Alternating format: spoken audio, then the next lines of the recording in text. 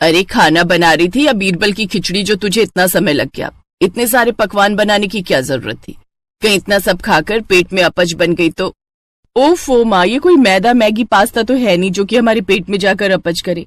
ये सब तो हरे पत्तेदार सब्जियां और दाल चावल हैं, जिनसे हमें प्रोटीन और विटामिन मिलते हैं। कुल मिलाकर सारा खाना शरीर के अच्छे पोषक तत्व के लिए सही है। अच्छा ठीक है मेरी डॉक्टर साहिबा, अब खाना भी परोस दे, इस बूढ़े के पेट में चूहे कूद रहे हैं।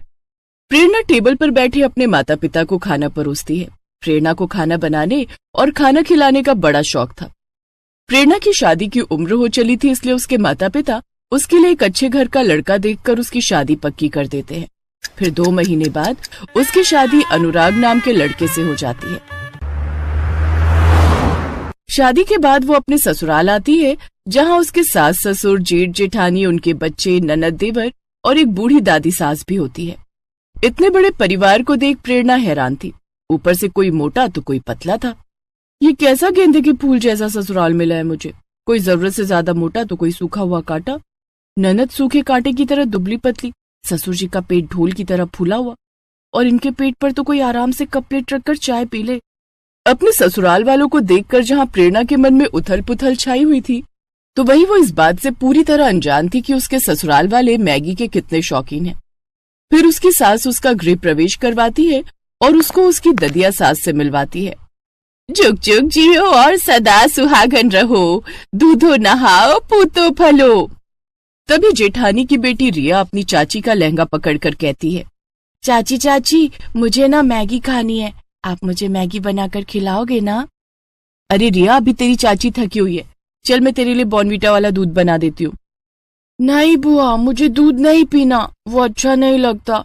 मम्मा आप चलकर मेरे लिए मैगी बना दो ना प्लीज। अच्छा कोई बात नहीं, मैं तुम्हारे लिए मैगी बना देती हूँ। वैसे भी मैगी बनाने में 2 मिनट तो लगते हैं। मैगी का नाम सुनकर बाकी सबके मुंह में भी पानी आ जाता है। तभी बूढ़ी दादी सास कहती हैं, भूख तो मुझे भी लग पड़ी है, शादी में ठीक से खा नहीं पाई, दांत जो नहीं है अपने, तू एक काम कर मेरे लिए भी मैगी बना देना। दादी जी आप भी मैगी खाएंगी? मैगी तो मैदा होती है और वो इस उम्र में खाना आपकी सेहत के लिए सही नहीं है। मैं आपके लिए रोटी सब्जी बना देती हूँ। अरे नहीं नहीं बहू, मेरे दांत नहीं है तो वो मुझसे चबाई नहीं जाएगी, तू मैगी ही बना दे, मैं झट से सुड़क लूंगी। प्रेरणा मैगी बनाने जाने लगती है। धीरे धीरे बाकी सभी भी मैगी खाने की फरमाइश करते हैं। बेचारी प्रेरणा अपना लहंगा पकड़कर रसोई में जाती है और सबके लिए मैगी बनाने लगती है। कुछ देर बाद वो मैगी लाकर सबको टेबल पर परोसती है, तो सभी ससुराल वाले दोनों हाथों से फटाफट मैगी खाने लगते हैं। उन्हें देखकर प्रेरणा सोचती है, छी, ये तो ऐसा लग रहा है जैसे ना जाने कितने दिनों के भूखे हो। वाह देवरानी जी, बड़ी टेस्टी मैगी बनाई है तुमने तो।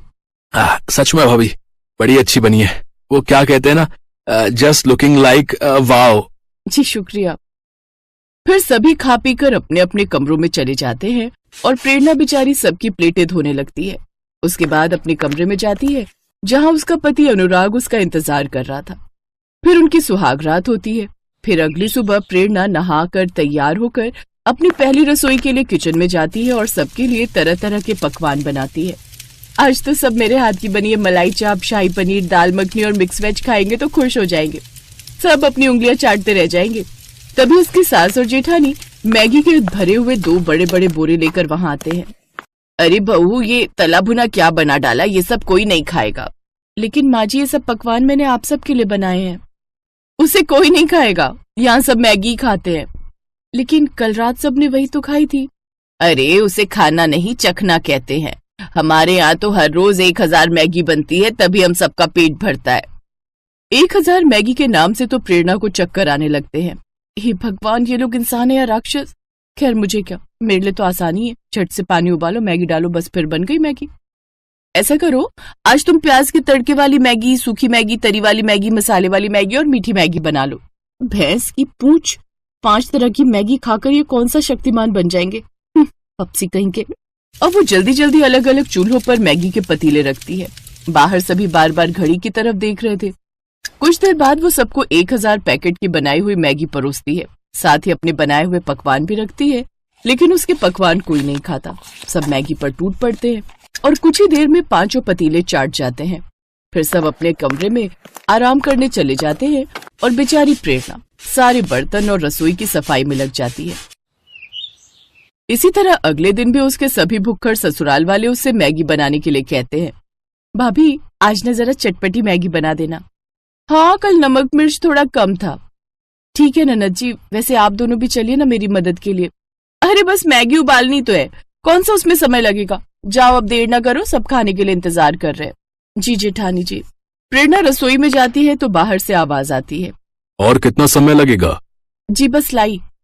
एक तो ये खुद के सारे रायते की तरह फैले पड़े हैं, ऊपर से ऑर्डर तो ऐसे कर रहे जैसे मैं बहू नहीं काम वाली हूँ।